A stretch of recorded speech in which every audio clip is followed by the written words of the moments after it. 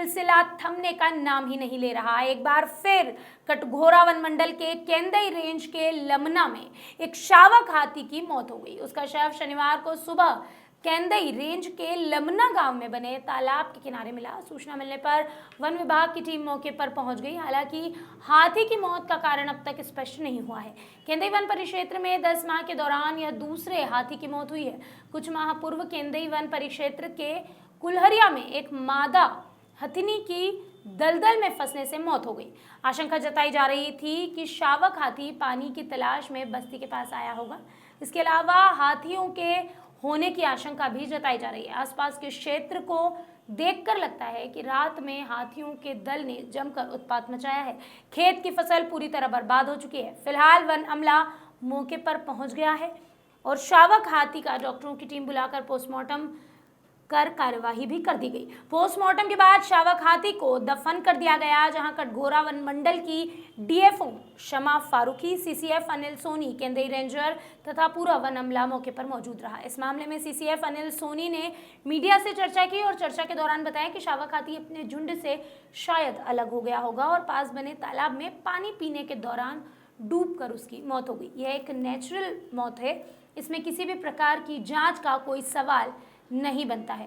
यहाँ पर 46 हाथियों का एक दल विचरण कर रहा था, जिसमें हाल ही में 2 बच्चों ने जन्म लिया। संभावना जताई जा रही है कि उन्हीं में से एक शावक है जिसकी तालाब में डूबने से मौत हो गई। फिलहाल वन विभाग हाथियों की ट्रैकिंग लगातार कर रहा है। मौत हुई है, किस तरह से मौत हुई है और क्या है पूरा मामला? जो अभी प्राथमिक जो लक्षण दिख रहे हैं उसके अनुसार ये पाया गया है कि तालाब में डूबने से मौत हुई है। ये ज़रूर है कि इस हाथी को और इसके पूरे दल को 46 जो एलिफेंट्स हैं उसको रात में ट्रैक किया गया है। ट्रैकर्स लगे हुए हैं। इसी गांव के जो है 3 व्यक्ति ट्रैकर के रूप में भी काम कर रहे हैं। तो ये हाथी का दल लगभग 1-1.5 महीने से इस एरिया में है। उसी दौरान 2 बच्चे भी पैदा हुए हैं। उन्हीं में से एक प्रतीत होता है ये जिसकी डेथ हुई है। क्या कोई ऐसी संभावना नहीं थी कि हाथी को बचाया जा सके, रेस्क्यू किया जा सके?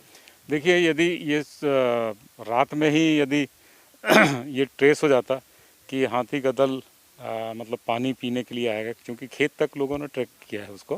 खेत में यहाँ पे निशान दिख रहे हैं। और तो ऐसा देखिए, बच्चे को एक्चुअली क्या है, हथनी ही बचा के रखती है, क्योंकि उसके पास तक तो कोई जा नहीं सकता है हर्ड में। तो ये ऐसा कहना अजम्पशन ही है कि बचाया जा सकता था या नहीं बचाया जा सकता था। ये स्वाभाविक जो मौत जिसको कहते हैं उस तरीके की डेथ है। ग्रामीणों ने बताया है कि फसलों को काफ़ी नुकसान हाथियों ने पहुंचाया है और कुछ घरों को भी आसपास तोड़ा है।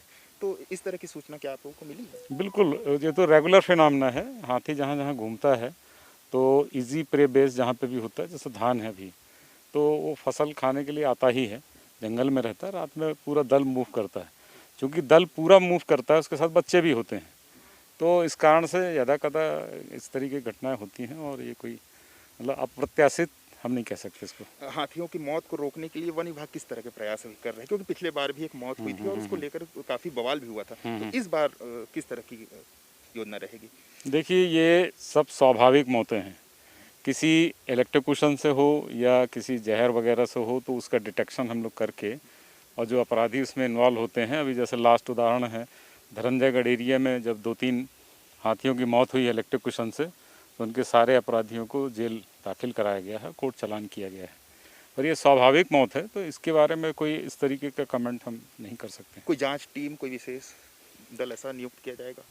इसकी आवश्यकता नहीं है यहाँ पे, क्योंकि ये नेचुरल डेथ है। सर, पहाड़ों में मतलब पानी रोकने की व्यवस्था है ना पीने के लिए? बिल्कुल। देखिए, स्टॉप डैम बने हैं, तालाब बने हैं, बहुत सारी जगह बनी है, पर हाथी किस तरफ जाएगा ये प्रेडिक्शन कर पाना बहुत मुश्किल है। ठीक है, जहाँ रहता है हाथी उसके 10 किलोमीटर के आसपास में कहीं भी जा सकता है। तो संभावनाएं हम लोग ढूंढ ढूंढ के बनाते हैं। जैसे इस साल भी बहुत सारे स्टॉप डैम बने, नरवा बन रहे हैं।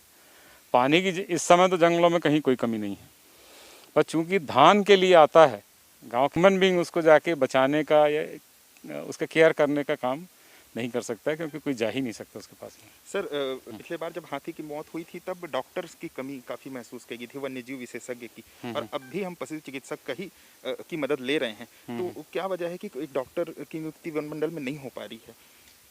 नहीं, हमारे पास डॉक्टर्स हैं, एक्सपर्ट डॉक्टर हैं, वेटनेरियन हैं। चूँकि ये मेडिको लीगल कॉज होता है पीएम कराना, तो पीएम कराने के लिए जो लोकल डॉक्टर होते हैं उन्हीं को हम लोग रखते हैं, उनकी टीम रहती है।